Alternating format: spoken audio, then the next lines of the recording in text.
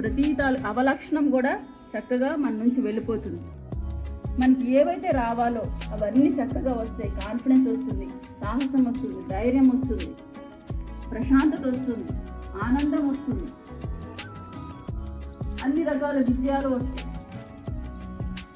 అలాగే మన జీవితంలో ఏదైతే అవసరమో దానికి సంబంధించిన జ్ఞానం మన జీవితంలోకి వస్తుంది. సో ఇదంతా కూడా చక్కగా మన జీవితంలోకి రావాలి. మన జీవితం నుంచి పోవాల్సిన టాక్సిన్స్, పనికిరాని చెదారం ఏదైతే ఉందో మన నుంచి వెళ్ళిపోవాలి. దానికి మార్గం చక్కగా ధ్యానం, మెడిటేషన్, అసలైన హైయెస్ట్ యోగం.